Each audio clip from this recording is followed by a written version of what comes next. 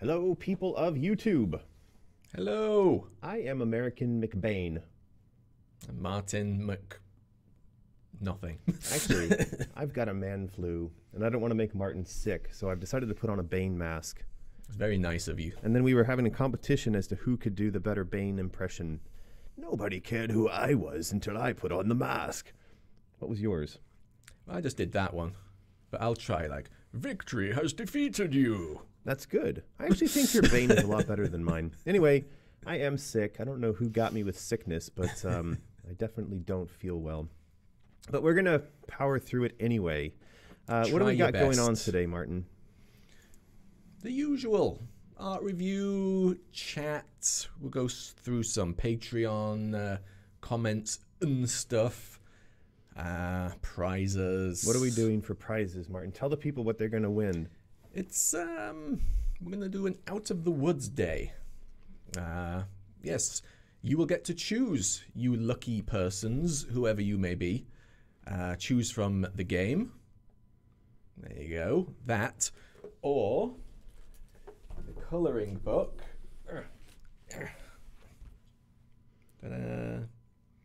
Or the illustrated book. Oh my god. It's far away. It's really far away. Ugh. There you go. Three things. So 3 fantastic things to give away today. Choose from one of those if you win. There you go. Win, and if you win, you get to choose whether you get the game, the coloring book, or the illustrated book. Your choice. It's just how nice we are. And we're doing that because we are celebrating the fact that yesterday marked the final step in the process of fulfilling all of the rewards that were a function of the Kickstarter campaign. So this is bits of art that I packaged up and sent out. The art prints were the last. They were taking their time. Why did they take so long? Mixture of things. I guess mainly it was the whole. Just the beginning of the year is quite messed up over here, isn't it? Because I mean, we have a little Christmas break, and then straight after that, we're playing catch up, and before you know it, it's Chinese New Year. And then you're doing Pirate Jam, Thailand prep for quite a while. Yeah. So it was just one thing after the other, and it just kept building up, and we got quite the backlog. Is that a rat coming like literally out of his body? It looks like maybe. It looks like this rat has just decided to pop out of this kid like full on alien style. This one is clearly. Anyway, yum, yum, yum. These were some of the art prints that went out with the Out of the Woods campaign, and yeah, that's done. We have packaged those up and sent them away, so that's kind of awesome. It is. Kind of feels weird as well. And we put up a promotion where you can get the Out of the Woods card game at regular price, which then makes a 25% discount on the illustrated book, in case you're interested in that sort of thing.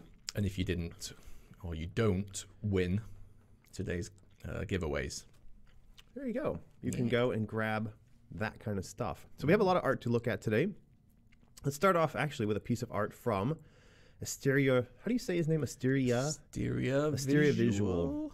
And he is, of course, one of our insane children over on Patreon. He also helps out very, very helpful with capturing and editing our crowd design live streams. Discordy stuff. Yeah. Very excellent help. Thank you very much. If you are unaware, we do weekly live streams that are around the design of the new game, and we get the crowd that is our insane children involved with that. And one of those patrons, one of those insane children, happens to also draw up a very beautiful Alice. Now, he said that the last time he sent in an Alice, apparently we kind of roasted him on the stream. I remember the roasting, but I don't remember the image. I don't either. Sorry. Maybe he could send a link to it, and then we could do a little recollection, a review of good-humored roasting. I'm sure it was good-humored, but you know, he clearly he remembered it. Yeah. So anyway, thank you for sharing that. Yeah, we do actually have a new artist joining the team. Now I think we announced this over on Patreon, but I don't think we talked about it because we didn't do a stream last week. That's right. Our VPN was all effed up. Seems to be doing well today, though. Don't say that. Touch wood. All right. So this is artwork from Norman Norman. I always don't know how to say his last name, and I don't want to say it the wrong way because it's just like one slip of the tongue away from something quite unpleasant. So Norman was actually the artist responsible for what was essentially the definition of the characters in the first Alice game. So I think I've explained before that when we were coming up with trying to define the look and feel of the first Alice, I was actually working with a number of artists that had been brought to me by various people at EA and external artists, internal artists, and we got all kinds of crazy stuff. I mean, we even had sort of anime Japan pop style. We had really cartoony Disney style stuff, but obviously none of that was really working for me.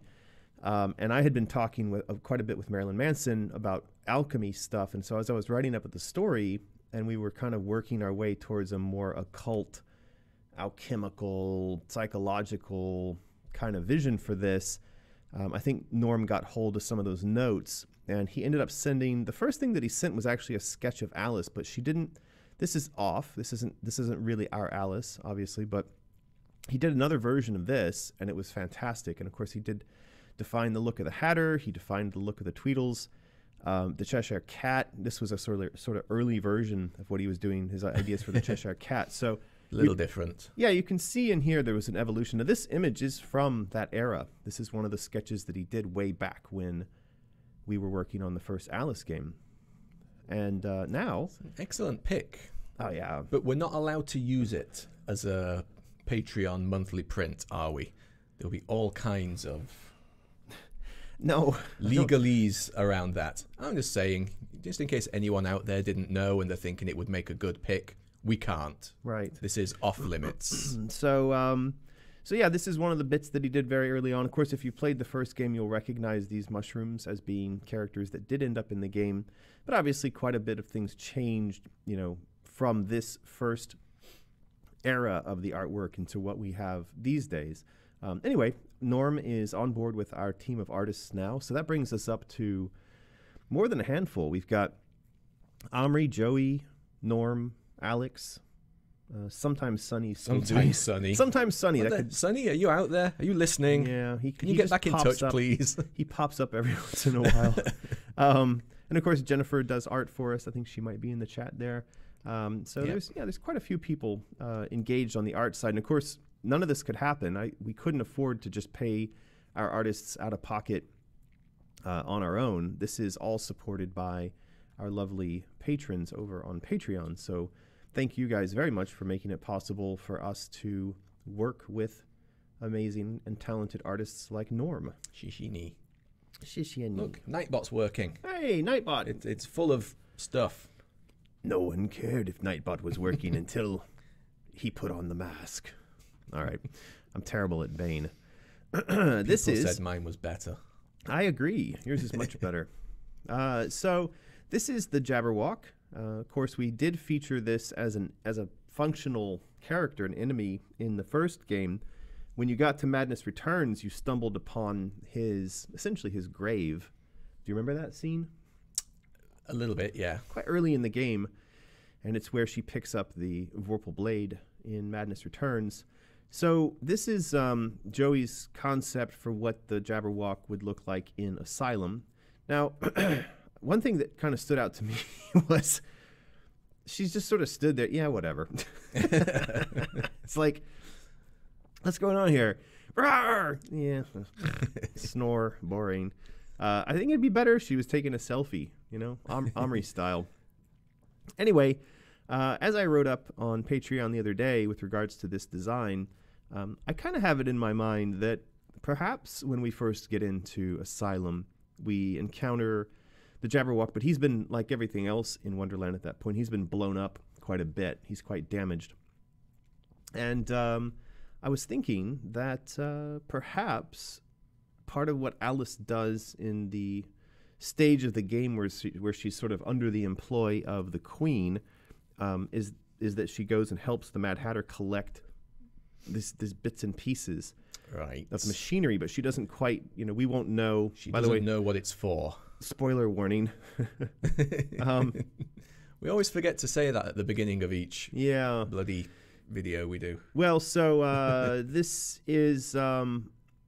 could be the task, is that she's sent off to collect these bits and pieces of machinery, and she's working with the Hatter, and then you realize at some point that what he's done is he's built this sort of exoskeleton that brings the Jabberwock back to life, puts him back in action, and of course he runs around biting people's heads off and generally making a mess of things. Yeah. What do you think about that? Good idea. Yeah.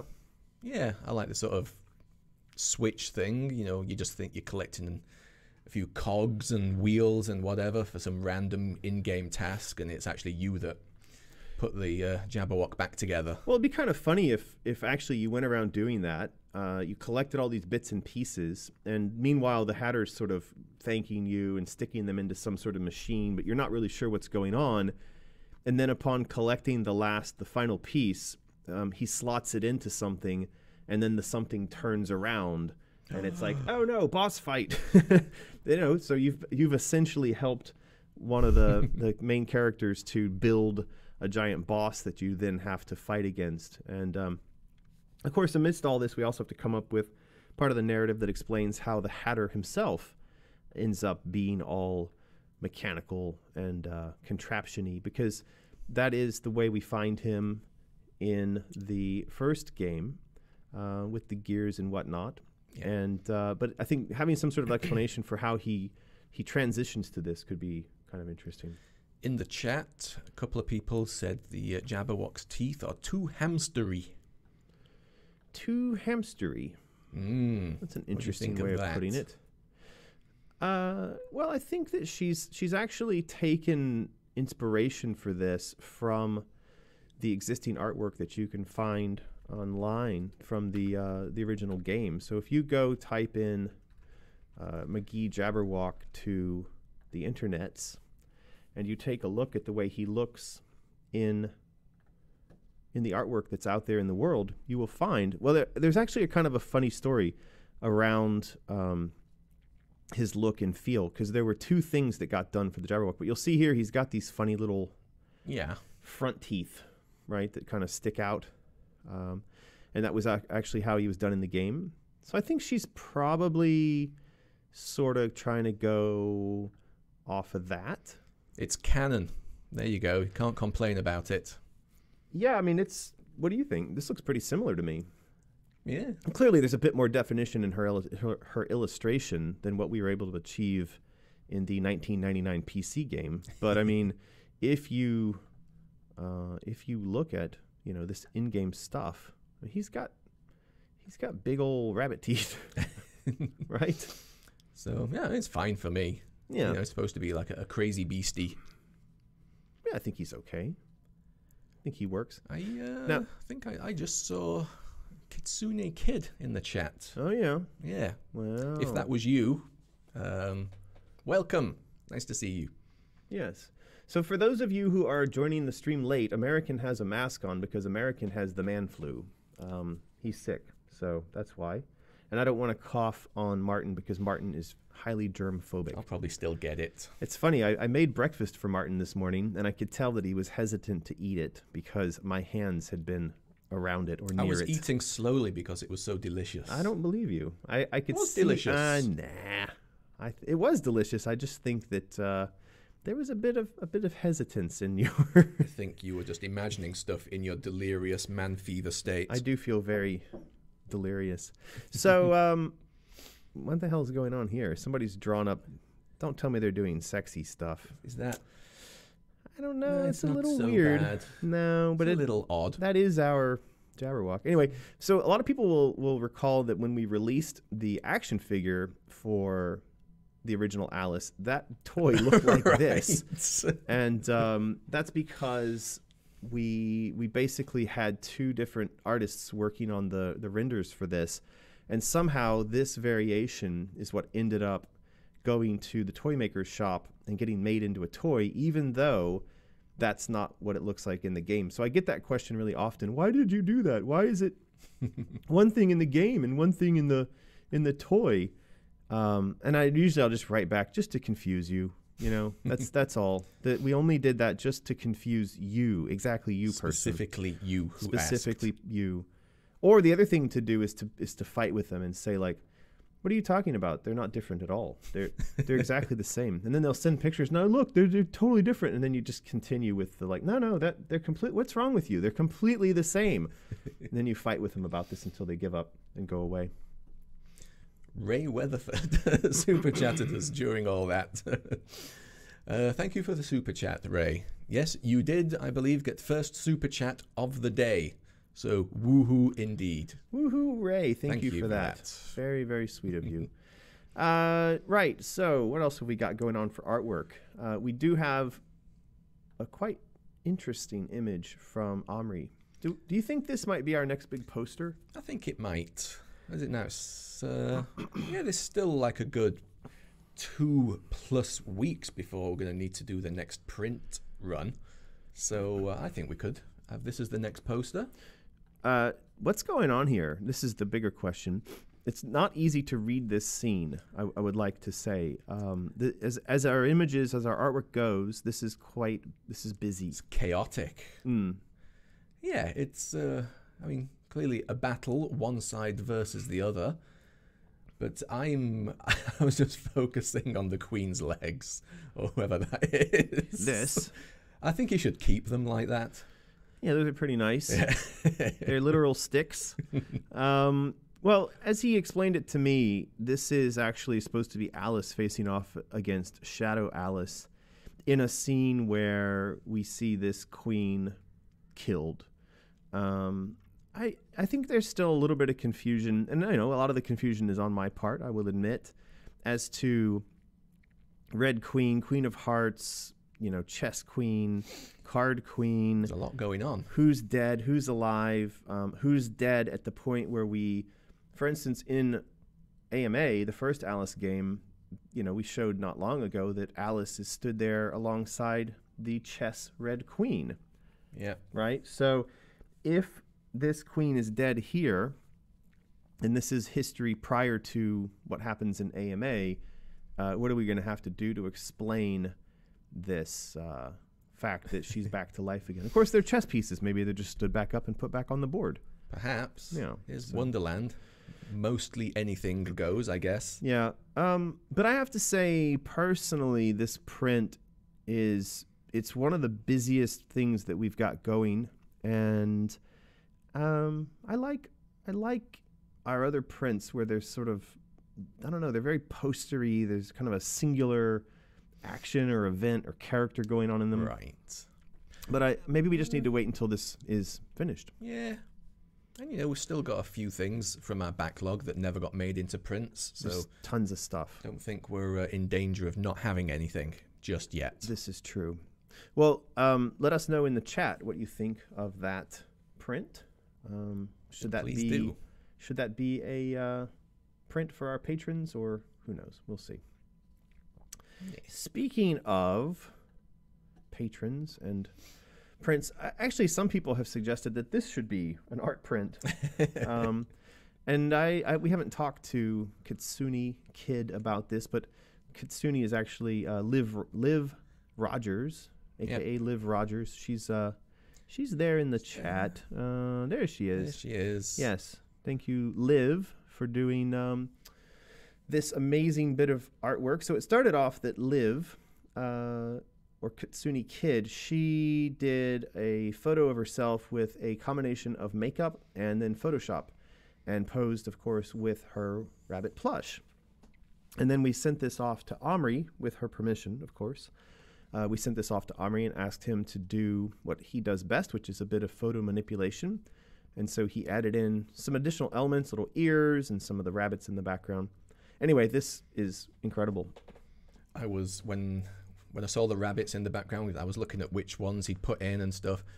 I was keeping an eye out for any of like that, the prototypes, like the Cheeto prototype. Did he sneak it in? But nah, I'm glad he didn't, because this comes off really, really nice in terms of just the combination of all the different ones.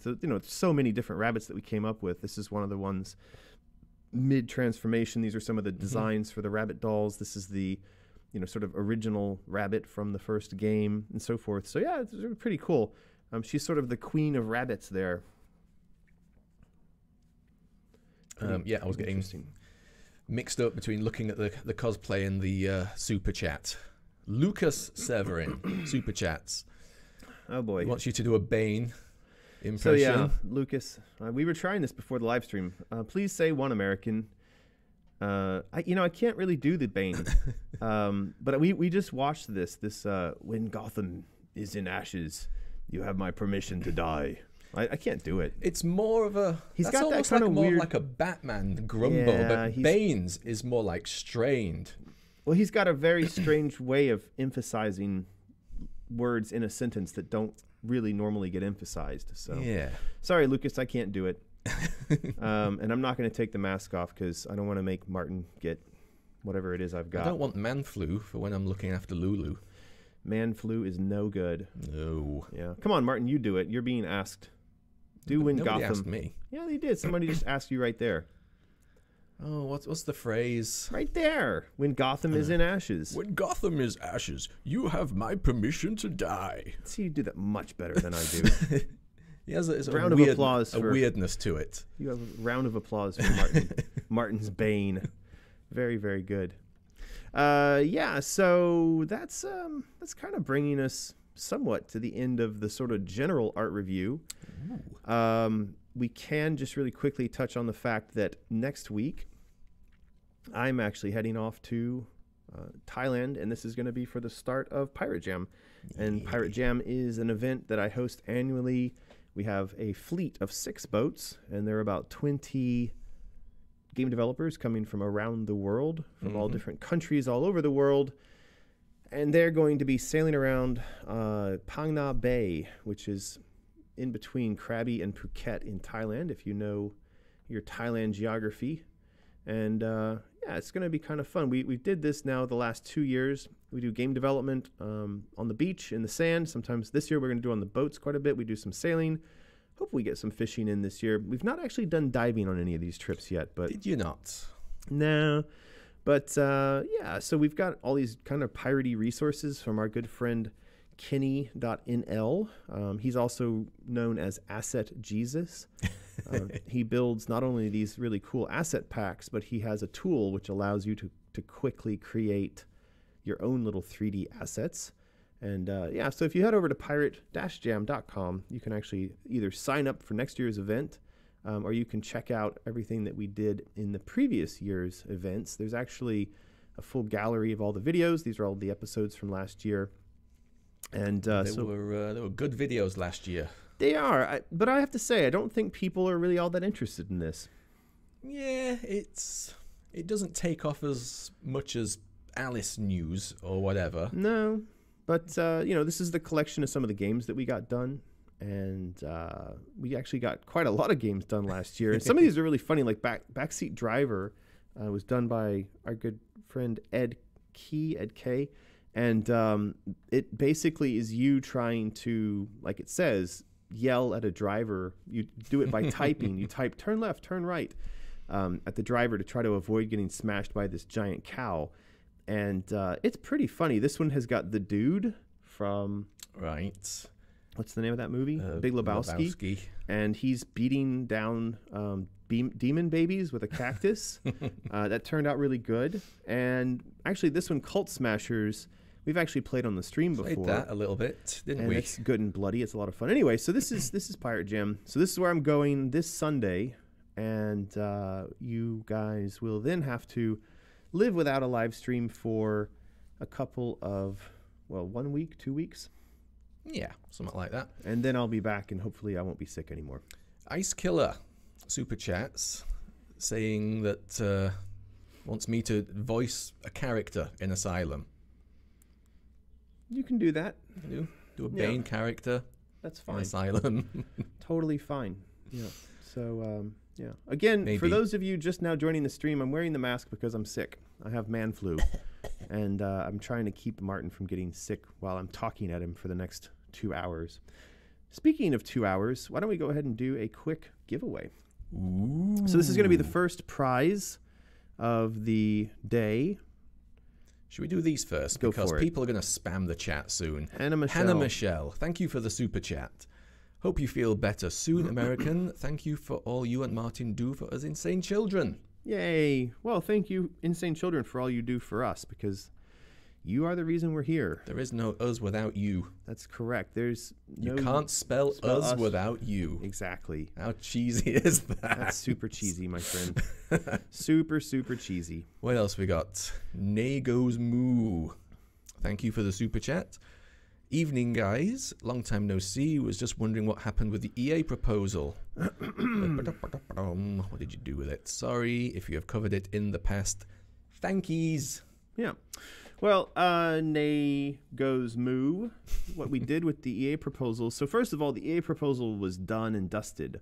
It was put in front of EA. EA loved it. They've, I think we've said before. I mean, they've essentially said, yeah, we want you guys to do this, but we just haven't papered the deal yet. And that's normal. It's just a really slow process. And sort of like on both sides, it's kind of hard to explain. It's a lot easier to get a deal done when there's something that the deal is going to flow into. So there's actually a step that we're working on now that's quite important, and that is to get the financing and publishing set up. And to that end, I'm out talking to a bunch of different companies, including Amazon. So you can see here on screen is actually the first page of a large presentation we've put together for companies like Amazon. Now, I want to be very clear. First of all, Amazon has not yet seen this, although we are talking to Amazon. They've not yet seen this pitch. We're still working on this. And Amazon is not the only company we're talking to about this. And there's no guarantee that Amazon or anyone else will decide ultimately to pick up what's been proposed here. So don't get overly thrilled by seeing this. This is just one of many things. Yeah, I mean, don't go and post up in the news that Amazon is our partner now, because that's not the case at all. But so it's a kind of chicken and egg thing where you have EA saying, yeah, we want to do this, we want you to do this, and they've already outlined the ways in which we can do it. But at the same time, like even in our interest in terms of a negotiation for the better deal we might have, it's actually helpful for us to go out and have another partner like Amazon or Microsoft or whoever at the table with us. And so we're doing all this kind of legwork. We went to Thailand, we met with the government, we met with potential outsourcing partners. We're, of course, talking to potential financing partners. We're trying to put as much of this together up front as we can, and then hopefully get at least a term sheet in place with a financing and publishing partner. And then we go back to EA and we say, hey, look, this is the way this looks. Help us, get out of the way. let's get this thing done. In the nicest way possible. Yeah, in the nicest way possible. And that's kind of where we are, and that's the expectation on all sides with all of our partners and with... yeah, what are you doing there, Martin? Just getting the chat up to date. I saw a super chat come in. All right. There you go. So that's where we are with the EA proposal. We'll take a look at that PDF in a little while here. It's pretty cool. Fifth Dream, thank you for the chat. Just wanted to let you know my bunny was one of those on the sea, but it's now in the US and should get to me and everyone else soon. Yes, let's take this moment to say if you're looking at your tracking information from your bunny that you've got on Patreon, and you see that the tracking link appears to have died, it hasn't died. It just doesn't update while your bunny is in that grey crate right there. Yeah. Right there. So it is perfectly normal to see the tracking link not update for 2 or 3 weeks. So there's no need to email us. Yeah, just give it a little time. You'll see it update as soon as it hits U.S. soil or wherever you happen to be. Wherever your soil is. British soil, Russian soil, but it needs to get across the ocean on a cargo ship like this before you will see any sort of update. People are already spamming. Well, do it. Let's go. So what's the question you're going to ask them? What did you name your bunny? So we're going to do the giveaway now. The way this works, explain it to everyone, Martin, so I can save my voice. Spam with, what would you name your bunny?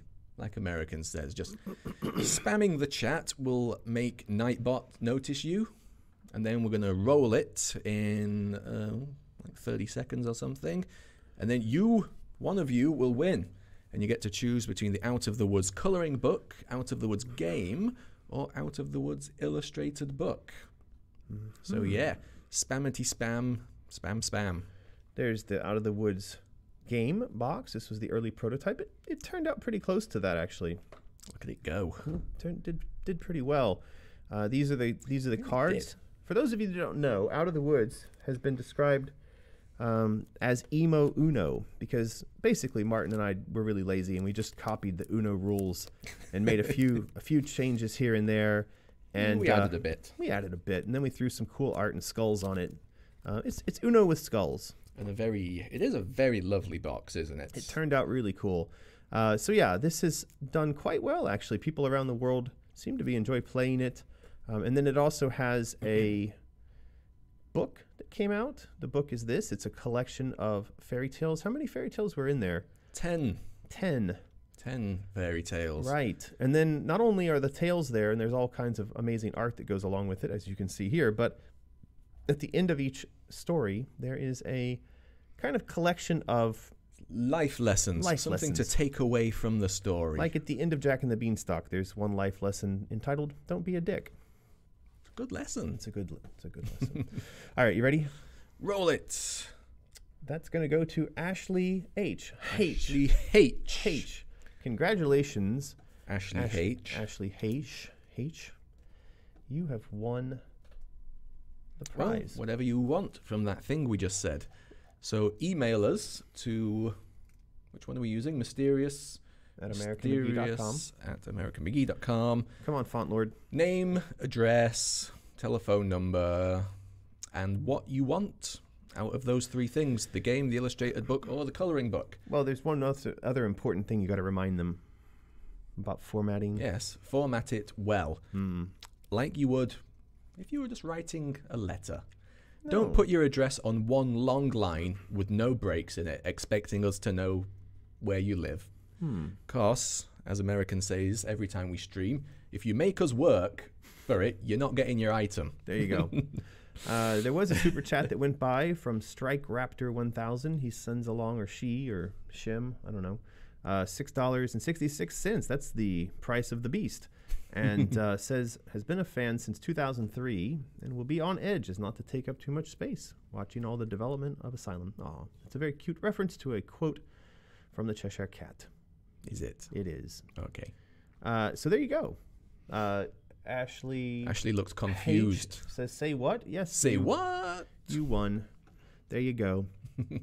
Let's take a moment really quick to let's do a little shout out to our sponsors. We're going to do Freaky Fandoms. We are. So this week, our good friends over at Freaky Fandoms are taking a visit, I don't mean literally, but figuratively, with their podcast to the Ghibli Museum in Mitaka, Japan. Now, this is just outside of Tokyo, and it is a very quaint and beautiful little setup where they've got all of the various characters that we all love so much from these movies set up in an indoor-outdoor museum. Which is your favorite of the Studio Ghibli films, Martin? Hard to say. Probably, I mean, it's either going to be Howl's Moving Castle or Spirited Away, I reckon. But yeah, I've seen a bunch of others. I really love Spirited Away. It's Pocorosso, one of my favorites. So Freaky Fandoms are going to talk about all the movies and all the movies they watched when they had man flu. Though I'm not sure if Deborah had man flu. I hope not, because man flu is much worse than a basic standard flu. You know that? Yes. Scientists have proven that men actually suffer the flu worse than women. Yeah. What would happen if a woman got man flu? She'd probably die. Oh my God. I mean, well, no, maybe it's just that the flu is the flu, but us men are just much weaker than women. Anyway, so Freaky Fandoms, they wrote in, Andrew and Deborah, and said they actually had a bit of the flu or sickness as well, which stuck them indoors, and they decided they would just do a giant Studio Ghibli movie day or weekend, and there you go. So if you do want to hear their thoughts on Studio Ghibli and these movies, the link to Freaky Fandoms is in the description below. And you know that they are our sponsors, so you supporting them helps to support us. So yeah, head on over, check them out, give it a listen. Please go and say hello to our... Oh, and yes, Princess Mononoke as well. I think that might have been my first introduction to Ghibli. That was mine. I saw that in a little independent cinema back home. Yeah, it was great. That was Mononoke Hime, which is the Japanese title for that, was... I think I was still in Texas. I was still at ID when that came out. I seem to recall. It was a great movie. Alrighty. It really was. It was. Very, very good. Yeah. Yay. What else have we got in that folder? I think we're now to sort of the meat of the conversation. This has been taking up quite a lot of bandwidth in our design discussions over the last 2 weeks. These are the dresses. Quite a lot. And so what's been the conundrum, Martin? Well, it doesn't seem like such a big conundrum when you think about it. Alice has powers and she has dresses. It should be easy. But actually pinning down how this actually would work in game, it's tricky. What are the two options? We put a poll up about it over on Patreon. Option 1 was do it like Madness Returns. You play the game, you're in an area, you have to wear the dress of that area. It's themed to it, it's artistically stylized to be very similar to the area. There's no chopping and changing. Option 2, which I believe I'm more a fan of in this modern gaming era, is switching dresses on the fly. So yeah, when you get one, the dress basically acts like a key, or the power of the dress would act like a key to access new areas of the game and unlock further progression. And then, can you chop and change these on the fly? Gameplay-wise, I think this is more interesting, but story-wise, option 1 is better. It's not an easy question. Yeah. And our poll, as you can see on the screen, it doesn't help. So this actually opens up several broader discussions about kind of what it is we're doing with this concept of crowd design. So this is something that, obviously using Patreon, we've invited the fans into the design space, and we're saying, right, we want to make a game. We want to make a game that honors the fans, that honors the cosplayers, it honors the property. And so when a question like this comes up, we've thrown it to the community. But this is not the first time we've seen that on a difficult question like this, the response ends up being divided right down the middle. And I actually think this is quite interesting. It kind of goes to a question about general psychology or politics or anything that humans do. And you'll find so many times where people do things creatively, politically, scientifically. Take the kind of global warming issue, right? If you go out and you ask people, you'll get a kind of 50-50 response. And it may not be that everyone... it depends on how you phrase the question, obviously, but if you basically ask people, about how to fix this or what the solution might be, you might get like a 50-50 response.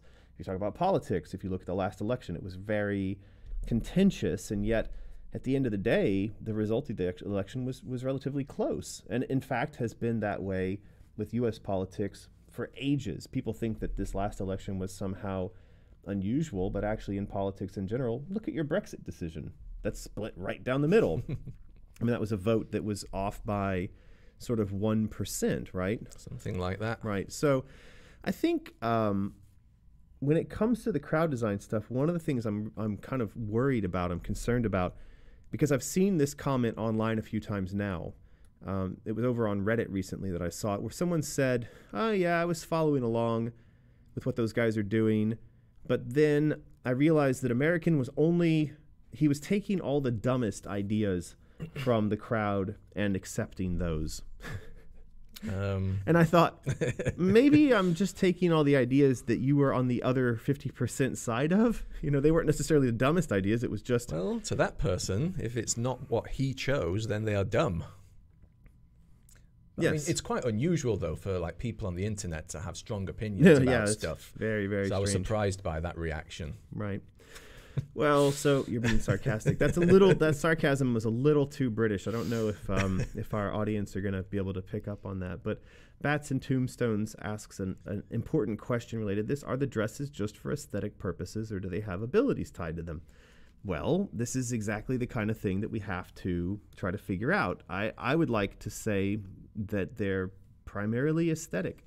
I see them as a sort of window dressing that goes along with the overall theme of the level or the stage of transformation that Alice is in at that point in the game. And as you can see right now, the dresses are linked to the various stages of grief or, the stages of PTSD. And so from that perspective, we could just look at this and go, we're done. I mean, really, just say, we're done. You get to this zone and you're going to get this dress. And, there's nothing really special about it except that that's the dress you wear in that zone. Yeah. It's, like I said, I'm a fan of the switching option just purely from a gameplay mechanic. But I can definitely see some strengths to the keep them per zone option as like a storytelling mechanic. It's tricky. Well, this, I think, might be the way we need to go. Oh, this old chestnut. Timothy J. Mio, Super Chats. A few people have said this. Option 1 is keep it like Madness Returns. And after you finish the game, New Game Plus, switch dresses on the fly. And that's what Priscilla Nasoma is saying here as well. Yeah. And I also think that there were quite a lot of people in the comments over here on Patreon who basically says the same thing. And by the way, I think it's really interesting we got as much of a response to this topic as we did. I mean, there's nearly 1,000 votes in there, right? And 80 comments from our insane children.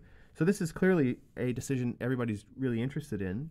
But it's my hope that when we come up with a decision for this, that we don't find that the half of the audience that wanted it to go one way instead of the other gets frustrated and runs away. I would like to think that most Alice fans are not that reactive. I mean, surely they have strong opinions. No, they have strong opinions, but I don't think that they would abandon Alice just because of any one decision that was went against what they wanted. I hope you're right. I definitely hope you're right. I mean, this is the thing. You're saying Alice fans as a sort of general group, but of course, within any fandom, you're going to have people who are more, how shall we say it, reactive. That's the polite way to put it. You're going to have people that are more reactive than others. And, we've certainly seen instances, well, we see it every month, of somebody who sort of overreacts to something, someone who kind of takes something out of context and gets triggered, hurt, Yeah. Yeah. So I do hope that, what we can try to look at here, though, is that, we are doing our best to balance listening to the audience against doing what's right for the product. And at the end of the day, myself and maybe some people on the kind of game development side of things are going to have to be making some of these decisions, not always because of the story or because of, sort of the things we're discussing here, but it could be just on a technical basis. There could be, a question as to how many dresses and effects can you really load up at one time. I mean, this kind of stuff also comes into play when you're making games. There's a lot. It's not just simple. What do we want to do? Can we do it? Yes, no, go. Right. That's right. It's not like that in games, in game development. Right. Yeah. Super chat. Taylor Goen. I agree. I think the basic dresses should be aesthetic and the powers should be reserved for Inferno, Rage, etc., and maybe DLCs. Don't know about powers in DLCs. Yeah, people get really pissed off about that. But I like this. I like what you're suggesting here. We just have to tread very carefully around the idea that, say, for instance, you bought the armor dress as a DLC and it somehow allowed you to kind of, skirt through the game just laying waste to everything. But would people be upset with that if, for instance, you couldn't do that until you'd completed the game in one go-around? So you have to complete the entire game. Now you've finished it. Now you have access to the DLC dresses. Now you can download this tank dress, and now you can just go through the game and squish everything. Yeah, and plus being single player, I mean, powering yourself up, it doesn't matter that much unless there's sort of like online leaderboards and stuff. I don't know. I mean, people. Yeah. There's another argument people have is that I bought this product. I ought to have access to everything within the product. And yes. I don't mean to make that voice to make fun of those kind of people, but I kind of do. Because I think that I don't know. It's a very sticky topic. Anyway, I like Taylor's suggestion here. This is where I am personally, though we have to again be very careful about how we refer to the DLC stuff. But yeah, I think this is my preference for how we might do this is what Taylor has outlined here. Yeah. Does seem that, well, I mean, you just saw the poll. There's a lot of people like that option as well. Truth Decay, thank you for the super chat. Dedicate development resources to story and more content rather than unnecessary mechanics. That's my opinion. Well, I think the mechanics have to be there, but it doesn't mean they have to be part of the dresses. I mean, there's different weapons. Well, so, I mean, you could just leave it at that. Here's the thing, though. I mean, the point that Feverblade is making is related to, quote unquote, unnecessary mechanics. We have a phrase for this in the industry. It's called design creep. And what happens is you get people on a design team who have an idea for something. Oh, this would be cool. Why don't we do this? And a lot of times those people will, if they're told no, please focus on the task that you were handed. They will go off in secret at night and they'll build an example of something, and then they'll come back into the team the next morning and say, look, everybody, this really cool thing I did where Alice can shoot ping pong balls out of her. And everyone goes, there's like then what happens is that 50-50 thing again. You get half the people saying, that's incredible. Oh my God, I can't believe you did that. We got to get that in the game. And you get the other half of the people saying, but this kind of detracts from the overall goal of what we're trying to do. Yeah. Right? And so this is a constant battle, though. I'll tell you, I've seen this battle on every single game I've worked on. Feature creep. Didn't you say in Madness Returns that the marble rolling game was somebody's just random thing that they threw together? That's correct. That was somebody who said, look, the engine can do this thing, and why don't we do this thing? And the next thing you know, we were doing this thing. And one of the problems with that was that we hadn't planned for it from the beginning, and so we didn't have the resources necessary to test it and polish it and make it perfect. But it was too late because it got built and put into the game. So we have to be really careful about that kind of stuff. Feverblade super chatters, thank you very much. I voted option 3. Okay, if you want some whimsy silliness, would you read my comment, please? Only for fun if you want. I'd like to hear your voices. Lol. All right, we will try to find Feverblade's comments among the 100 or so that are up there. There's a lot there, isn't there? Scroll down. Let's have a look at some of those other super chats while we get to it. Ray Weatherford, thank you for this epic super chat. Thank you very much. Here's for some blackberry brandy and Chinese chicken noodle soup to help kill your man flu. Get better soon. Well, thank you. Blackberry brandy. Ray, very much. I don't know about blackberry brandy, but is that a thing? Don't know. That's well known for killing man flu? I have no idea. I've not been drinking at all with this because I feel absolutely awful. I actually can't imagine drinking alcohol right now.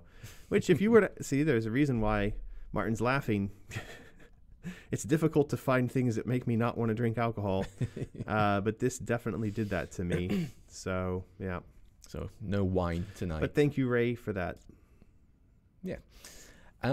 Taylor Goen, super chats. Madness Returns did a really good job with the DLC dresses. Make them fun, but not necessary to progress in the game. No pay to play, so to speak. Yeah, for sure. That's what we've said all along. Yeah, that's exactly what we've been saying. I think cosmetic DLC is fine. It's not for everyone, but it's a choice. Nobody's forcing you to do it. If you want to spend however much it turns out being on just something you think looks cool, have at it. All right, here's Feverblade. He actually, I think he's intentionally trying to confuse the situation because I jokingly said choose option 1 or 2, or if you want to confuse the situation, choose option 3 and write something. And so, Feverblade, this is a bit much. It is a lot. He's written an entire poem. Is it a poem? Yep, it looks that way. It's a rhyme. It continues off this. How far it says, down does I it came go? up with this rhyme and wasted your time because I'm not right in the head, but neither are you. And so that makes 2. Just me and ourselves in the zoo. There you go. All right, Potato. We're not going to read your whole rhyme here, but that does definitely confuse and not at all add to or solve the situation. So that's much appreciated, I suppose. If you want to read the complete rhyme by Feverblade, do go over to Patreon, and you can check that out in the comments over there. You can. Don't make me laugh. My throat hurts. All right. So Taylor, yeah, we agree with you, Taylor, on that point. I think we're getting there. I think we're getting to the decision here. I just want everybody... It's not like I want everybody to be happy. I just want everybody to understand the process. And, you heard it here first. American doesn't want anyone to be happy. Well, I don't think that, when you're building a product, you can... What am I trying to say? You can't make the whole goal in your building of the product as a creator to sit there and worry about, are people going to be happy, or people are going to be happy? Because then you do end up in, what was the phrase? So what did we decide this morning? We had a little bit of a chat about this. A horse designed by committee. There it is. It's even as a thing, camel there. It's even... A camel is a horse designed by committee. So what do you guys say? Because what I've always said is a mule is a horse designed by committee. Martin says a camel is a horse designed by committee. Now, the reason a horse and a mule is because... what the hell is going on here? Oh, boy. So there you go. This is what it means when you have a... But this doesn't make any sense. Why would the horse be having sex with the camel? The camel is supposed to be the spawn of whatever it is the horse has sex with. I don't know. I think they got their imagery a little bit mixed up here. I'm sure Jennifer, if you've got any time, would you do us a favor and show it can't be a horse having sex with a camel. It's got to be a horse having sex with something else. But anyway, you get the idea. You have one single wonderful creative vision, and then the art director, the cleaning lady, the designer, the the creative technologist, they all come in and you end up with this thing. And we want to avoid this at the same time that we want to involve the committee. So we're going to have to figure this out. See, this doesn't make any sense. I feel like this is the same person designed this. There's a camel overlaid on a horse. Yeah. Oh, well. Let's not do that. What's Strike Raptor say? Was there anything before Strike Raptor? Oh, yes, there was. Truth Decay. American, my question is, if you didn't feel the marble minigame was appropriate, did you not have veto power? It's a good question. Well, what happened was we were struggling in racing to get the game done, and we basically ran out of time. And we thought we could lobby EA to provide more time, and they basically said no. Now, before everyone gets upset and says, "Oh, God damn it, EA, it's EA's fault." By the way, if you don't know exactly what section of the game we're referring to, you can see if you do a web search. It was this area of the game where there was kind of like this funhouse zone, and you had a doll's head, and it had to bounce around inside, and it was all kind of side on, except when it wasn't. Anyway, it wasn't really well implemented, but that wasn't surprising because it got implemented quite late. And then as far as trying to veto it, it became sort of a part of the game. We thought, well, we'll try to take it out of there, but then it was going to shorten up a section and make some sort of connection not work very well. And I think we just decided, leave it in. You know, it's not as bad as the big gaping hole that might be left there. Right. But I think at the end of the day, probably would have been better. I wish we had another month or two to strip a bunch of stuff out, to be honest. Right. Yeah. There you go. Good question, though. Strike Raptor 1000 sends leet dollars. I'm just hoping maybe some Victorian time era correct references. Sherlock, Wild West, British Empire, India, Hong Kong, Zulu Africa, Commonwealth, etc., etc. Jabberwock, Jess. Well, yeah, they tend to be time period accurate. We've already broached this subject a little bit. You know, if somebody does some art that's not quite right. There was the electric plug in Joey's image, wasn't there, for the ECT machine? Yes. That we didn't know if was right. And the use of barbed wire in one of the early logos. Right. Barbed wire didn't exist at the time, I believe. So we think about this stuff. It's going on. Yeah. It's going on up here. Yeah, and I don't know if I really supplied a sufficient answer to this. Like, why not cut things? The problem is it gets really tough. You know, it's like you've got a whole team of people, and like I said, in that situation, we did have half the team saying, "Leave it in there, we'll fix it," and another half of us saying, "We just need to strip that out because it's not going to get to the level of polish we want it to be."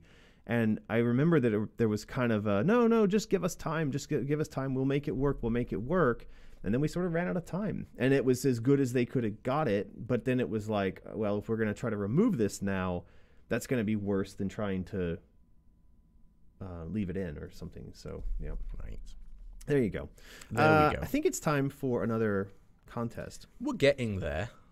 It's about that time, isn't it? So explain to everyone how it works again and what they get. The person who wins will get their very own choice of either the Out of the Woods card game. There's a card game. There it is. Or the Out of the Woods coloring book. There's that's the illustrated book. Yeah. The coloring book. It's down here somewhere. There it is. Yeah. Or the illustrated book. Your choice of one of those three things if you are lucky enough to win. And to win, we roll randomly on Nightbot. So spam the chat with what video game has the best soundtrack of all time. I know the answer to this, and I bet no one gets it. I feel like you've taken on a bit of a Bane voice today. I think we've infected Martin with Bane. It's all right. That sounded nothing like Bane. I don't know. Your voice has sort of dropped down. Next thing I know, you're going to be trying to blow up Gotham. I might. Uh-oh. I'm scared. So the best soundtrack for a video game? Yep. Why wouldn't we say it was one of the Alice's, since we're all a bunch of insane children? You could say that, and I was expecting people to say that. Mm-hmm. What do we got? Persona, Fallout, Sonic, Bioshock, Resident 2, Final Fantasy, Nier. Persona 4 is getting a lot of love. Bioshock, Silent Hill, Zelda, there's Persona again. Yeah. What are you looking for here? Brutal Legend. I'm seeing if anyone gets it right. How are you deciding this? Because I know the answer. But as determined by who? Me. Oh, God. Oh, boy. Does Mr. Bean have a video game? Because if it's you deciding, then I would guess it was Mr. Bean's video game adventure. Don't know. Should we roll it? Are you going to give him the answer? Yeah, well, after we've rolled it. All right, here we go. 3, 2, 1. Aliena Dawkins. All right. Well, K. Dawkins, you have just won the... What do we call that? The prize? My brain's not working. Out of the Woods prize. You've won the Out of the Woods prize, and you need to choose what you're going to take home. Do you want the coloring book? Do you want the illustrated book? Do you want the card game? And yes. Then how does she do that? Then email us what is that? Mysterious at American McGee. .com. I've got the other email address in my head. Mysterious at AmericanMcGee.com with your name, address, formatted correctly so we can read it, telephone number, and your choice prize. There you go. There you go. It couldn't be more simpler. And yet they still screw it up. And the answer to the soundtrack question is it's Vib Ribbon on PlayStation 1. Never played Vib Ribbon. No. What? No. I was hooked on PlayStation 1. I was a Ridge Racer fanatic. I just played Ridge Racer all the time. It was good. Did enjoy Ridge Racer. That was all I cared to play. It was all I needed to play was just Ridge Racer all the time. I just drifted all the time. It was good for drifting. It was good for drifting. Vib Ribbon, he had an excellent J-pop soundtrack. Yeah. It was mental. Well, since we are talking about video games and design choices and all that kind of good stuff, I do want to remind everybody that we do have an Alice Asylum design wiki up at AmericanMcGee.com. And if you go over there, I think the link is in the description below.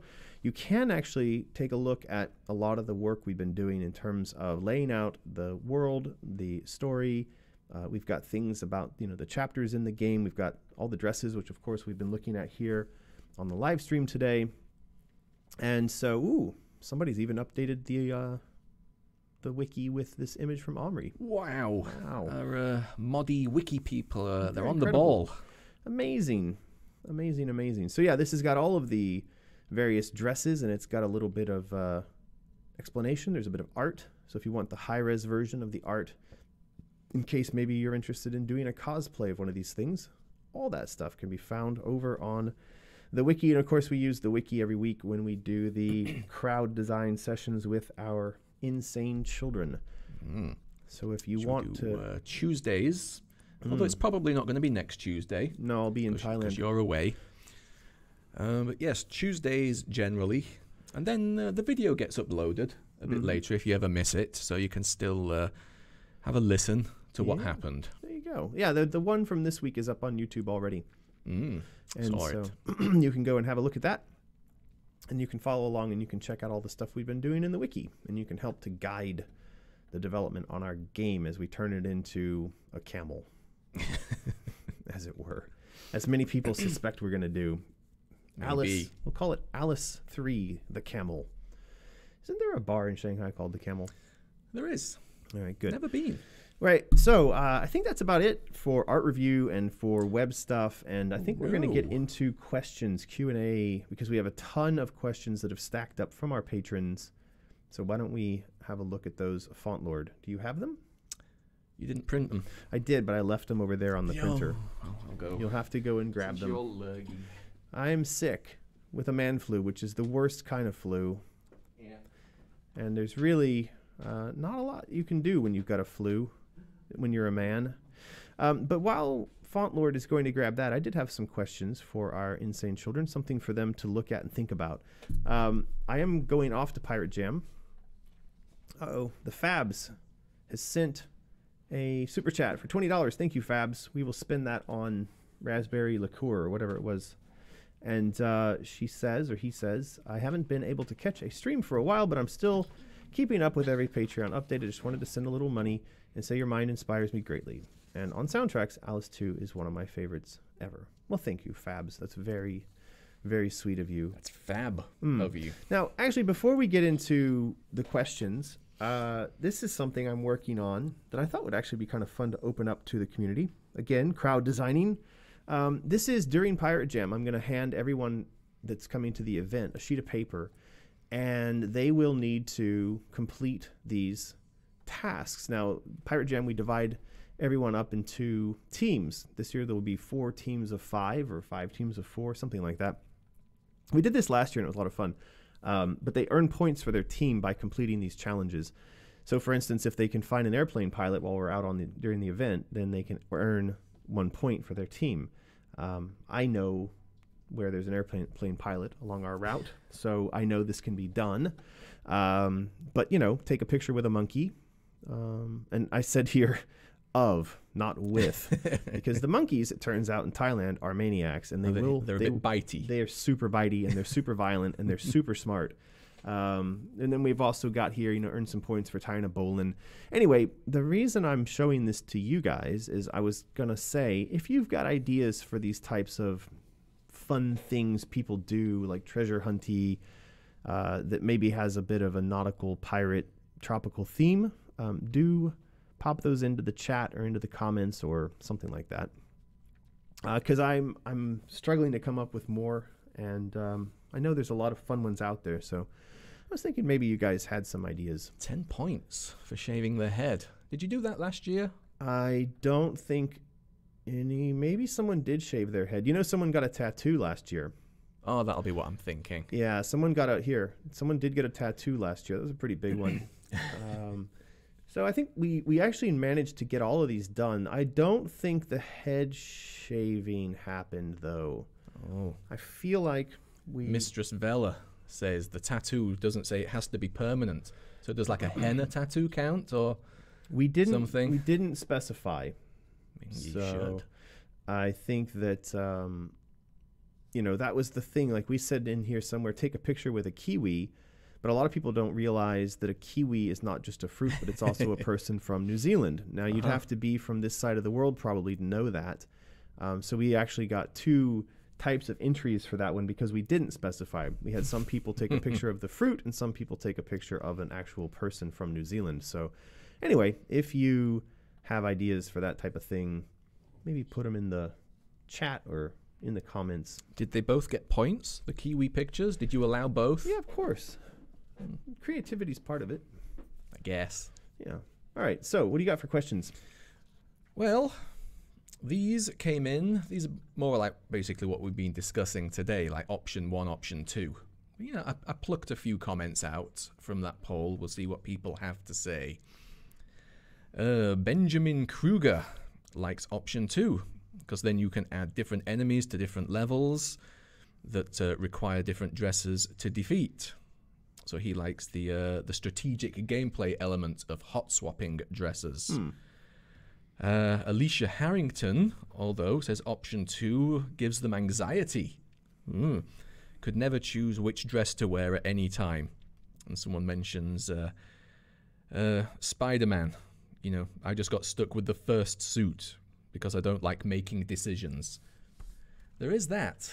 If there's too many good-looking dresses, it could lead to, do I want to wear that one? Which one? Yeah, it's a little bit of a challenge there. I expect they're all going to look fantastic in HD. HD. The H'est of the Ds. It is the H'est of the Ds. Fifth Dream says each area has a dress native to it, so that you wear it during your first progress through that area, and then the dress unlocks once some condition is met. Once it's unlocked, you have the unlocked dress until that... Well, any dress you have unlocked until that point is now usable in that area. It's kind of... That's kind of where we're going. Point 2-ish. Yeah. Yeah. That is kind of where we're going. Loading up little nightmares there. Shh. Shh. It's not going to work anyway. Might work. Well, we'll see. Just go ahead with your stop worrying about what I'm doing. Do your thing. It's distracting. Did we not miss any super chats or anything? Guess not. Nope. This one, Jep. It was Jep, isn't it? Not Gep. It said Jep like Geppetto. I don't know. I'm sure that was it. Anyway. I don't know. Option 1, then option 2, like we said. Basically locked to the areas and the story progression through playthrough 1, and then usable whenever for New Game Plus after beating the game. Kayla Wooten agrees. After one game completion, you can unlock them all. Paul R. Morin always enjoyed the look of the dresses being matched to the art of the level, so leaning towards option 1, like yourself. Right.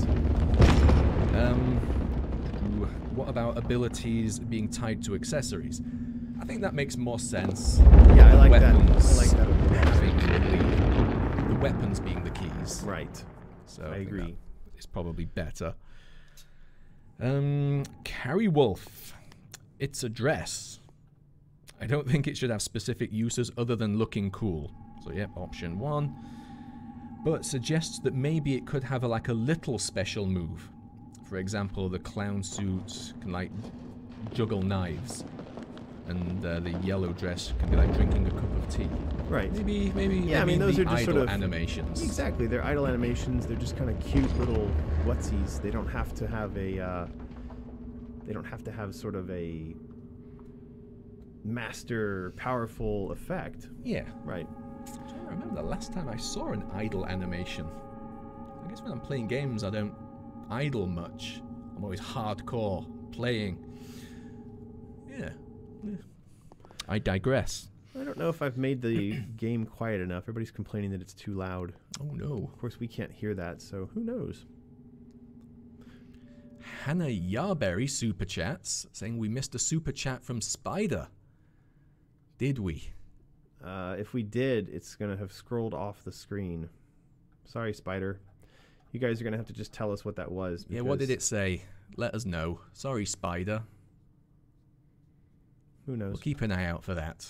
And yet, the last one that I plucked out from the poll post over on Patreon, Slowick382. Again, option 1. Otherwise, it destroys the symbolism of the dresses. I agree with all of that. I think we've pretty much solved this. I think we're getting there. It sounds like it. Personally, like I've said to you, I enjoy hot swapping stuff and I enjoy gameplay type mechanics. Right. But yeah, as a very powerful story-driven single-player game, yeah, it probably does make more sense to have locked dresses, at least through playthrough 1. That's where I'm leaning. It's a lot easier for me to do it that way in terms of the story as well. And so let's like I said yesterday or during the design discussion the other day, we'll pencil that in, and we'll see how it goes. It could change. I mean, all these things are subject to change depending on. Come on, jump up there. Depending on what happens in the actual development, right? Yep. So let's see. Let's see what happens. Shall. Now, I don't think I'm going to make it past this, ever. Of course you are. Was I playing with mouse and keyboard last time around? I thought I was playing with the controller, but the controller's not working now. And I feel like there's buttons that I wish I had that I don't have. Yeah, you were playing with controller. I remember. I had like a sprint button, and I had all kinds of fun stuff going on. Steffi Lynn says, run as fast as you can. Really? That's, I wouldn't have thought of that, Steffi Lynn. Steffi Lynn, the game master. Thank you, Steffi. Oh, come on. I made it. Oh, jeez, Rick. This is a keyword combo situation. I'm still not seeing any super chat. Anyone saying what Spider super chatted? No, maybe that was made up. Yes, and people are laughing that my mask is falling off while I'm. Because it's a girl's mask. You're a girl's mask. I don't know if I'm gonna make this. Does jump towards the 2 suitcases, slightly illuminated. Those? The ones that you've been running at. Yeah, the ones I've been trying to get to the whole time. Yep. Thanks. Okay. Thanks for that. That's really helpful. Okay. Isn't it? What else have we got here? Let me look at my little. There's not much on here. This Climb was up. from. Climb up. Go. Oh, come on. I was Can there. Can you not make it to the front? Or do you have to come at it from the side? Thanks, Martin. I hadn't thought of that. So glad you're here. Oh, god damn it. I've seen this phrase, this chat coming up now, so I guess we'll mention it. What? Can we get Kenny James, the voice of Bowser in Super Mario, to voice the Jabberwock? Okay, why? Maybe he's got a good dragon-y type voice. No. I don't know. It's a little early to be. Now, can we save? You can't. This is that game where you made it. Yeah. No, Big Dog 12345 Productions. Excellent YouTube name, by the way. It's a little early to be suggesting who's going to be voiceover actors for the game, but we could try. Who knows? I can't We'll see. imagine what Bowser sounds like in my head. It's been so long. I haven't had a Nintendo console since the Wii. Right. So yeah, I've just been PlayStationing it up. But this is the thing, is that Jabberwock was previously voiced by Roger Jackson. Ooh. So I think that, I don't know. I don't think we would replace Roger Jackson for any of these voices. We like working with him a lot. So, we'll see. Okay. I feel like I'm just jumping off into... Go! I'm trying. I don't even know where I am now. Oh, look, I made it up to there. something. Yeah. Now, what am I supposed to do? Get over here? Is that too high to jump? This is too high to jump for sure. Oh no. I think that the idea is you have to go across this light bit. Try your best. As Mistress Vela says, get good. Get good, boy.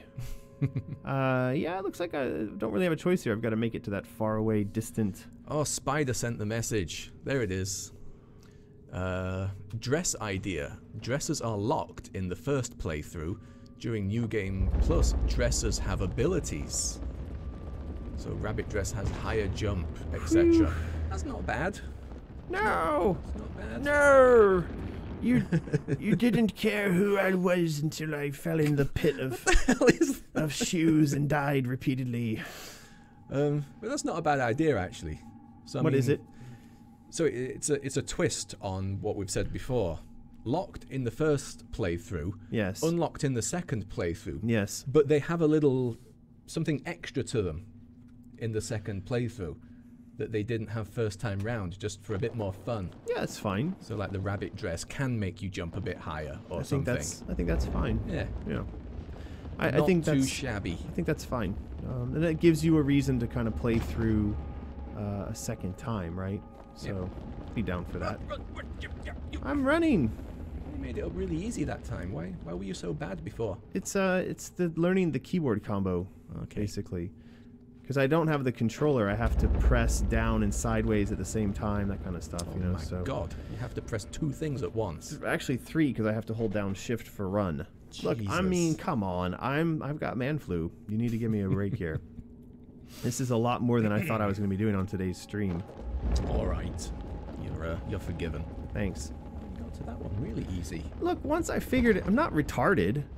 I mean, I can do things. Well, don't sound so surprised. Say anything. Don't make me laugh. It's very Get away. painful. Very painful to laugh. Oh my god. We have a few comments here from the Dressers post. Okay. It's up there on Patreon. Great. Wendy Jar. No. I like the idea of powers not being linked to a specific dress. I don't know where the which crouch. we have. Oh, it's this guy again. Yeah, but I don't know where crouch is on the keyboard. See? This is like having to learn to play the game all over again, but using mouse and keyboard. It's a bit unfair. Where is crouch? So yes, Wendy, I think we're settling on that. So what was her comment? Powers not linked to dresses. I do Yes, think we are Alice settling on should that. get the Vorpal Blade early in the story, somewhere in denial. Love the idea of only getting the classic dress in the end. Crouch! Ah, fuck. Yeah, I think that we are going to give the Vorpal Blade to Alice perhaps after the circus. All right. Right?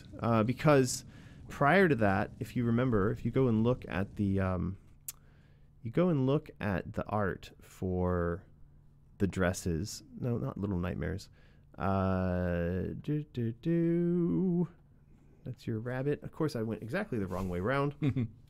So I think what's going to happen is early in the game, you're going to be obviously powerless, weaponless, and can be bald. I don't know what this is. What's going on Pink there? splodge.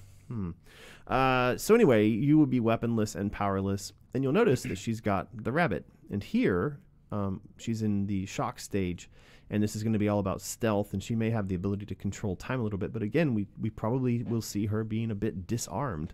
Now, I think it looks like we've got her having a knife here in denial. I don't know if we're going to see this dress at that stage. Maybe she gets kidnapped into the circus pretty quickly. But see, she's got a knife here. But I don't know that she's got a knife in the circus. Well, it's in the concept art now, so it's set in stone. How are we mispronouncing works. Wendy's name? She says Wendy Ja. They'll pronounce it right one day. Ja, maybe. Really? Or J. Wendy J? I don't know.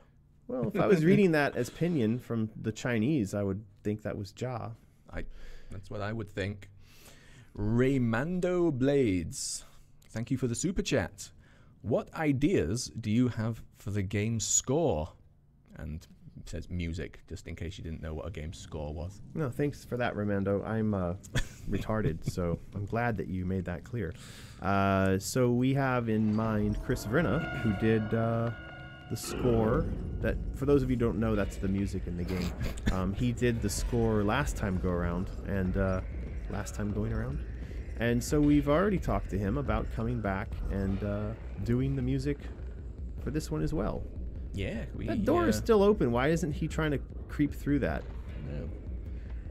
Hey, hey, what? You, damn it. You know, your wish came true. Well, that's not the... Am I on an elevator with him now? What are we doing? Why isn't he trying to eat me? Because you stood still. He can't hear you. Oh, come on. What's he going to do with her? Ugh. Maybe we don't want to know. Yes, we had the Chris Vrenna stream a few months ago. That was great fun. We did. So, it scrolled past. Armando. Maybe check that stream out. Listen to all the chats with American and Chris. Hey, no, go under the thing. Go. What? Ooh, what? What the hell? No. Hey. Oh. So, long answer short, there are ideas for the score. Oh, no. But Lucas Severin, if you can just scroll back to that. I can't. I'm dying. Thank you for the chat. If you're going to have a water level in Asylum, the best soundtrack will most likely be a four string. How do you pronounce that? Ostinato? I don't know. In D minor. Great, Lucas. Thank you for the detailed thoughts on the music there. Don't know what that might be. We might have to Google it later. We're going to have to Google that later. Maybe make that comment over on Patreon so we can look it up. And then Wendy J says it's pronounced like J. Okay. Well, now we know. I would not have thought that. I would not have thought that either. So our apologies, I guess. I guess we didn't know how to climb that, Wendy J. I'll probably forget and do it wrong next stream. No offense meant if we do. Strike Raptor is back, striking us with a super chat. Asylum needs a stalker baddie like Long Arms or Mr. X.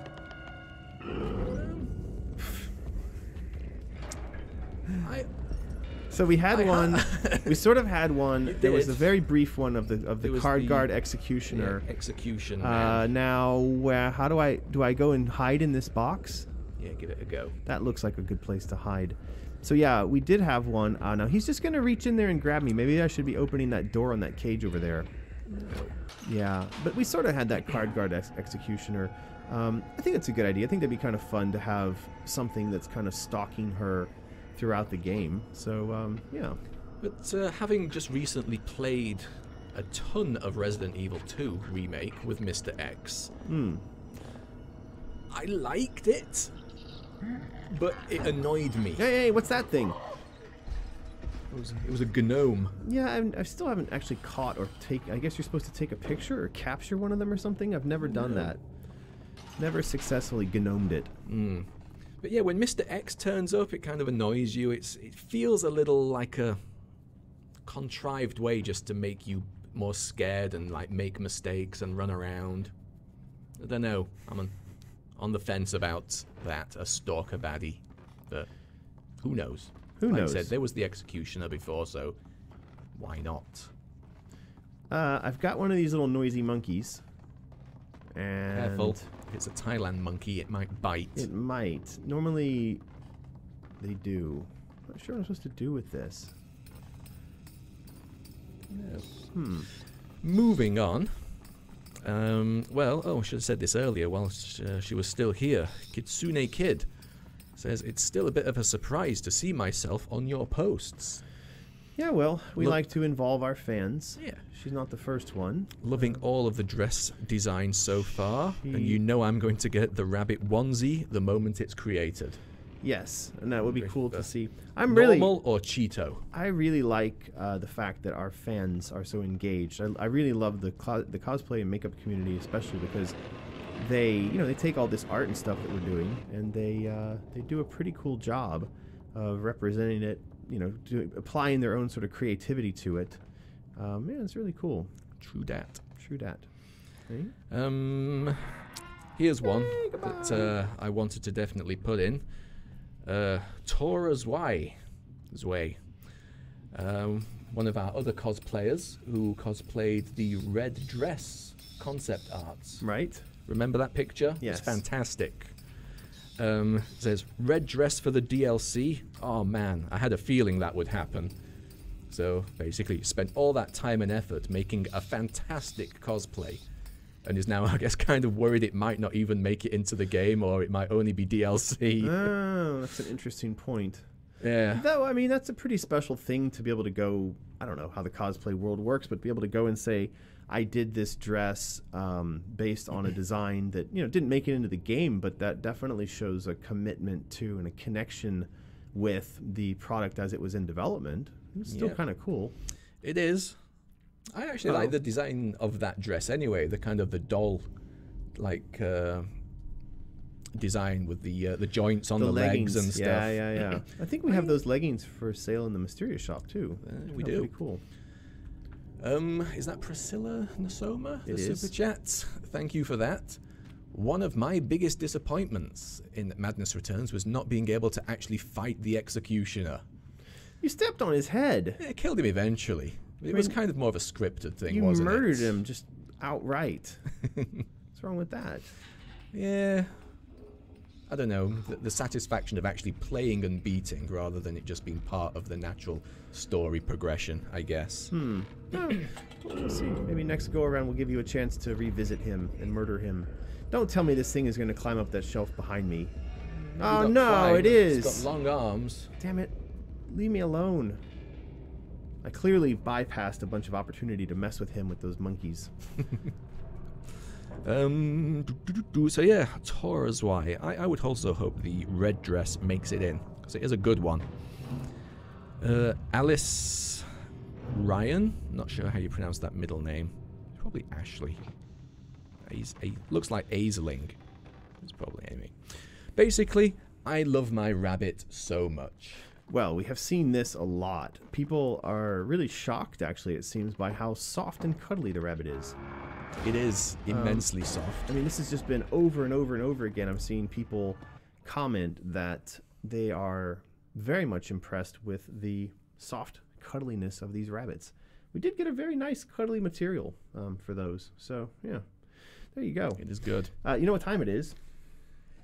Ooh, it's that time. It's time for another giveaway. Another giveaway.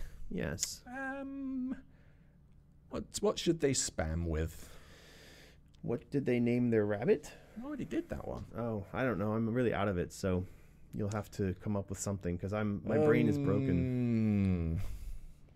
I don't know. Just spam the word spam this time. We'll try and come up with a better question next time. We got in trouble for that once. Somebody got angry at us because we were saying the word spam. Somebody got angry at me, I think. Was it me? It was definitely called one of us out for calling. So like when people tell you comments and you just call it spam, you're being really disrespectful to them. That's what it was. The person thought that when we said spam in the comments, that we were calling the people in the comments, the comments they were making, we thought we were calling that spam, which we're not. But I believe we replied back to that person and it all got sorted out. Yes. We replied back. It was all back. good in the end. We replied back, F right off, governor. Get bent, governor. Get bent, governor, and then it sorted itself out. So anyway, we are about to give away a prize. That is why you're spamming the comments. And you are going to be able to choose. Tell the lucky person what they're going to get to choose from, Martin. Either the Out of the Woods game, which that isn't, or the Out of the Woods illustrated storybook, or the Out of the Woods coloring book. The winner will get the choice. There you go. We're giving you choice this week because we're so great. And if you don't win the contest, but you still want the stuff, you can always go over to Mysterious. And right now we are doing some sort of a promotion. That's the word I'm looking for. So if you go over to Mysterious and look up the card game there, you will find that if you add that to your cart, like this, look, it says there, get 25% off. If you add that to your cart and then you wait a second, there should be some magical thing that pops up here. Okay. That shows you, come on, internet. I'm waiting a second. I'm waiting too. It'll show you, there it is, add to cart, and you get a discount, 25% off, and then you click add to cart, and is it going to give us an error message? That's what it was doing yesterday. Yay, look, they're both there. So anyway, you could have those two items sent to you, to your own home. Anyway. Anywhere in the world. You're not going to do that. There is nowhere that they don't ship to. Is that correct? Maybe North Korea. North Korea and Antarctica. Right. Waste cat. Waste cats. Is that a pig? Looks like a pig. Little pig and a Bowser Jr. off to the side. Congratulations, Waste Cat. You have won. Waste. And now Martin is going to tell you, just jotting that down, how you can collect your winnings. Email mysterious@americanmcgee.com. Your name, your address, formatted correctly, 1 line per line. So don't make us work to figure out where you live. 1 line per line. 1 line per line. That sounds good, Martin. That's how the lines should be. Yes. Telephone number and your choice of what you would like from what we just said out of those 3 things. There you go. Hey! And yes, congratulations for winning, Waste Cat, who says, yay, I won. You did indeed. You did. Good stuff. I've only really got one more comment on my list. So, oh no, that's not it. Oh my god. Where is it? There's so much paper here. Lost it. There it is. Last one from Catherine Harris. Is there somewhere I can see larger versions of the dress sketches? I don't feel like I'm able to see all the details. So I think you actually replied to this. Well, we do it on the wiki. We did just show the wiki, didn't we? They are available on the wiki, and they're generally available on Patreon. Yep. Sometimes you can click them and they open larger, or sometimes you have to right-click and open in a new tab. That's right. But they are available in large O-Vision. They are. So, yeah. There you go, Catherine. Now you know. And now everyone you know. else knows. Yeah, there are very nice high-res versions of all the art, actually. If you go over to Patreon, you can grab and download and get high-res versions of all that good stuff, including the dresses. Yeah. We did write to Patreon and tell them to please clean up their interface and add in, and I saw a lot of creators asking this same question. What was that little eyeball icon? Anyway, I saw a lot of creators asking the same question, which was put a proper search function on the posts, because we're obviously using Patreon to collect together all this design, art, tons of information, and yet there's not a way to just search previous posts. And they have some sort of stupid tag system, but the tags are practically useless because there's no way to sort by the tags. So this was written about on their. They invited us to some sort of like a community place where we could talk about suggestions to improve the platform, but apparently they've ignored everybody and everything that was requested. And do you know they just rolled out some sort of new way to take more of your money? Have they? Yeah. They've done the whole like Exodus thing all over again. They're now going to take 8% instead of 5%, and What? And they're doing that because they're going to bring us new improved services that no one asked for. So yeah, everybody's rightfully not happy about it. Yeah, another 3%. That's poopy. It is poop. It looks like Hannah Michelle. Shoot, I think my super chat disappeared. You mean we missed it, or it just didn't happen? Let's have a look. No one cared until my super chat disappeared. I can't do it. Really Not can't. even with the mask. Well, there's just a bunch of spam. Well, Hannah Michelle, if you did a super chat in the midst of the spam storm, then you have no one to blame but yourself for your super chat disappearing. Do you want to tell us, I don't know, do you want to tell us what it was that you said in the super chat? And maybe don't do it in the midst of a spam storm. A spam storm. That was a level 6 spam storm. How high does it go? I don't know. You don't want to know. Nobody wants to know how high the spam storm can go. Yeah, this is one of the things I'm actually worried about with the upcoming Pirate Jam is weather, because I don't know where you are, what's going on, but the weather around the world is quite wacky, and a lot of people are attributing this to two factors. One is the decrease in sunspots. So there's I think there's two cycles. There's sort of the sunspot cycle, and I think that may be linked to this thing called the Milankovitch cycle. But it basically is what determines the radiant output of the sun. And when you have lots and lots and lots of sunspots, that is an indicator of increased solar activity, aka higher output, right? So it's like somebody's cranked up the power on the knob on the dial on the sun. Well, we now have 0 sunspots, and that is indicative of a period of time where the sun is essentially cooler, and then as a result the earth cools and it screws up the weather patterns, and you get a lot more rain in places where you didn't have rain, and you get snow, giant snowstorms. Like they just had that another polar vortex bomb or something. Did they? In the U.S., and they got 20 feet of snow somewhere that they didn't think they'd get snow. I think it even got snow in San Francisco or something crazy. Anyway, I'm going off to Thailand, and we're doing the Pirate Jam event right at the cusp of the monsoon season. It's what we call the transitional phase between the southwest or the northeast monsoons. And during the southwest, it's not very pleasant in Thailand. It's the rainy season because all this warm air over the Indian Ocean causes it to rain all over Thailand. Anyway, I hope that it doesn't transition too soon, because that would mean that our event would get rained on a whole lot. Yeah. All right. I'm just looking. There seems to be some confusion. Did we miss a super chat, or did the super chat just not come through? I'll keep an eye on it. But here's one from Strike Raptor anyway. Thank you. Peace out, homies. Got to get up for work tomorrow. All right. Thank you, Strike Raptor. Good night. Good night's Sweet rest. dreams. And no nightmares. Please. Don't let the bed bugs bite. Yes. Etc. And for the person asking why am I wearing a mask, it's because I'm sick and I don't want to get germs all over Martin. That's why. And I'm stuck also. And my a little mask bit is of slipping. snow back in England land as well. Well, right. This week they're supposed to get another big dump of snow. Talking to my sister. Yep. It's Not long back. I don't know what to do here. If people in the chat have some clue of how I could not suck at this section of the game, that would be great. Just let us know in the chat there. What?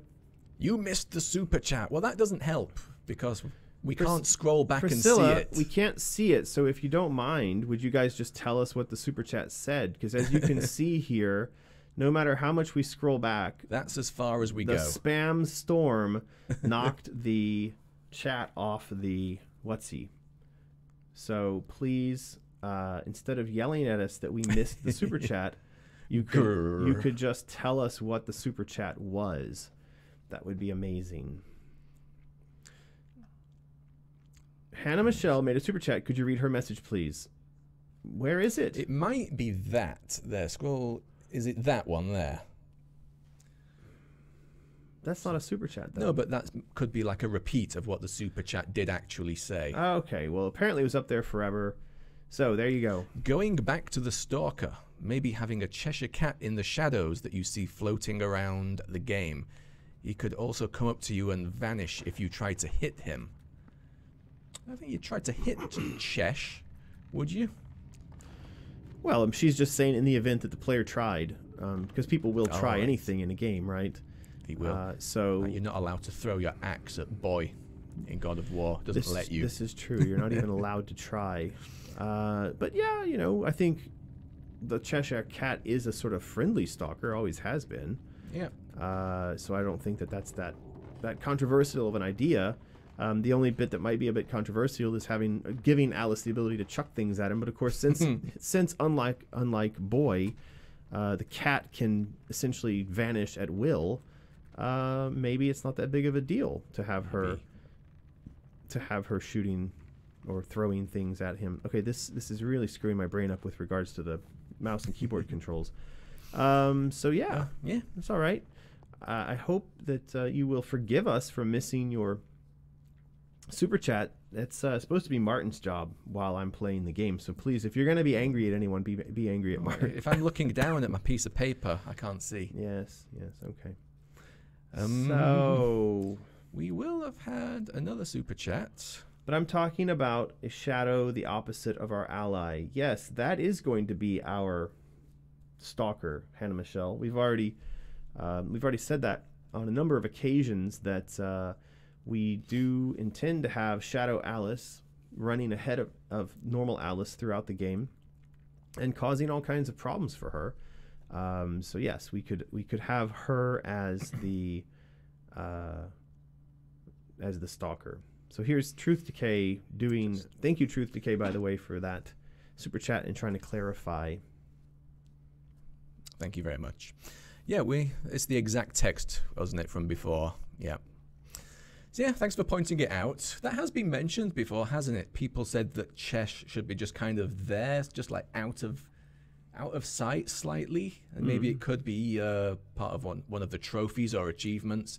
If you manage to see him in all of the spots in the game, you get that little reward. So yeah, just having Cheshire skulking around just out of view and in the shadows. Okay. Good idea. Has been mentioned. Okay. Yeah, it's a good idea. We like that idea a lot.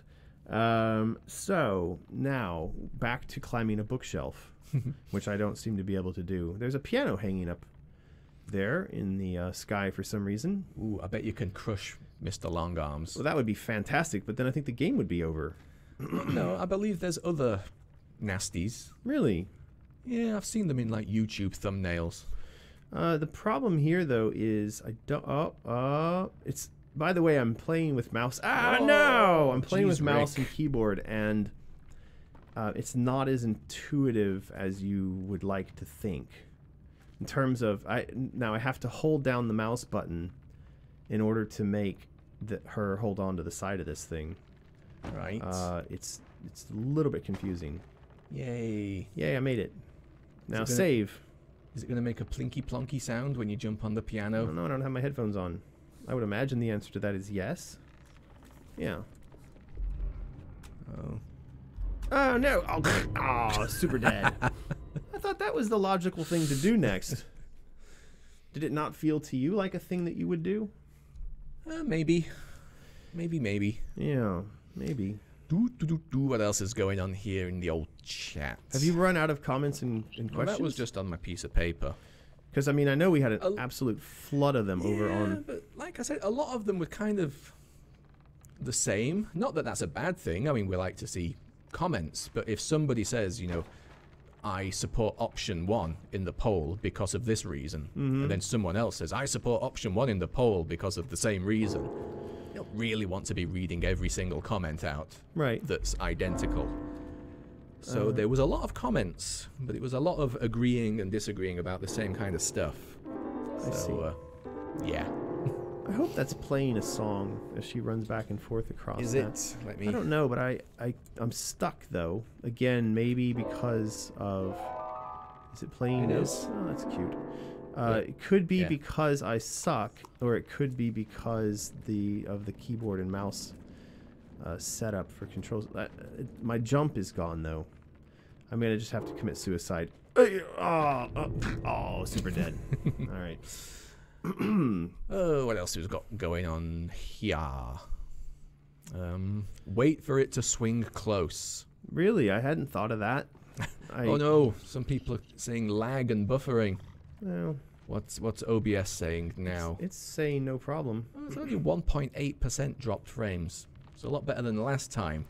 Yeah. What was it at? Like 30% or some bonkers thing really like that. Broken. Maria says, do we know what system the game is going to be out for? Well, Maria, if you go over to the Wiki, that is at AmericanMcGee.com, there's a page there that describes what we have in store. And now, doesn't it feel like I should be able to jump over to there? There, go! Oh, to that, where's my mouse cursor? So I see there's another kind of space over there you could jump to.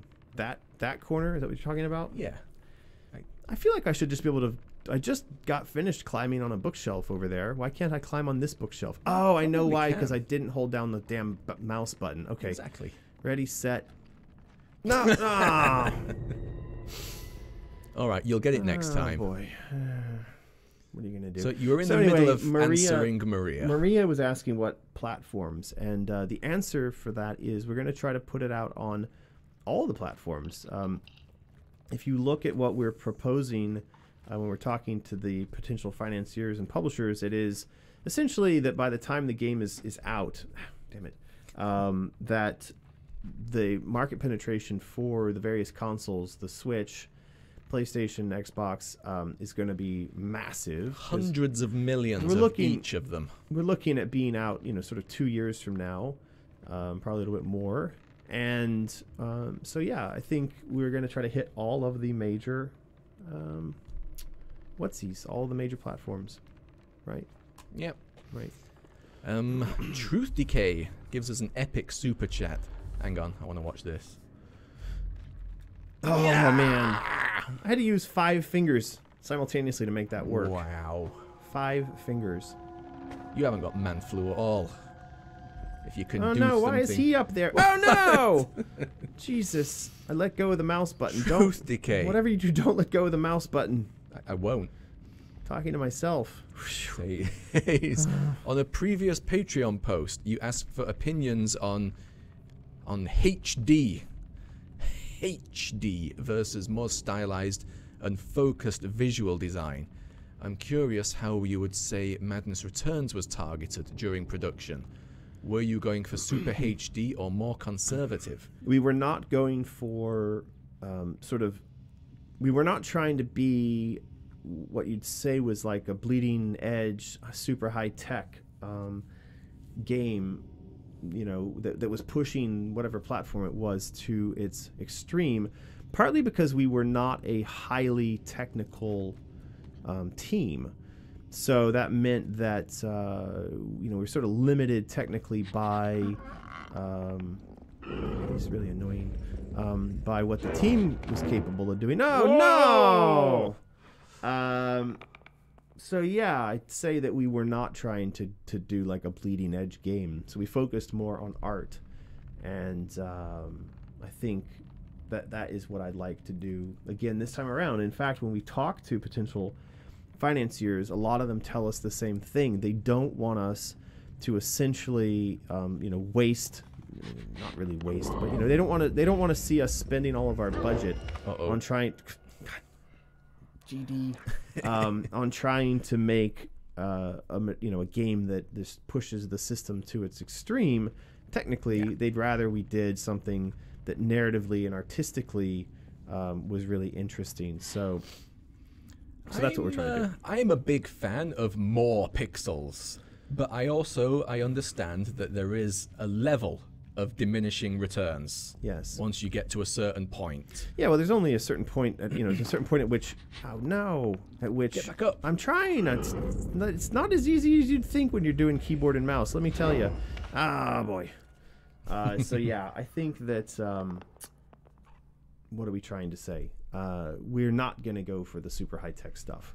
Right. We're going to make it look beautiful. Be very clear about that. It's going to be absolutely gorgeous, but Still it's going to be very stylized. HD, but stylized. Yes. With awesome textures. Wendy J, look, I said it right that time. Wendy J is putting up a pirate skull for us. Excellent. Okay. Lucas Severin saying that the 4/4 string on in D minor is a SpongeBob joke. I guess we're not up on our SpongeBob lore. Yeah, sorry about that. Again, maybe we'll check it. Maybe it's on YouTube. Yeah, We'll see the SpongeBob episode. But it means death. Well, since Lucas is taking off, I think I'm going to take off very soon here as well. My throat is absolutely killing me, and it's I know we're about 10 minutes early, but we're going to do one more prize giveaway, and then we're going to call it a day, because yes, Luna, I'm sick. I have man flu, and I'm feeling very weak and very dizzy, and my throat is absolutely killing me.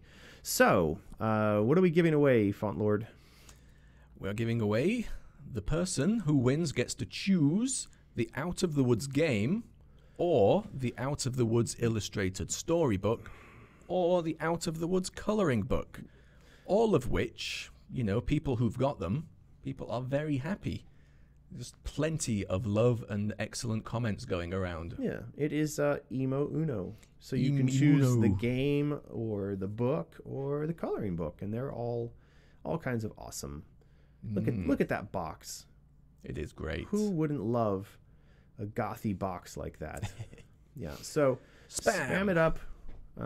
What's the worst illness or injury or pain that you've ever had?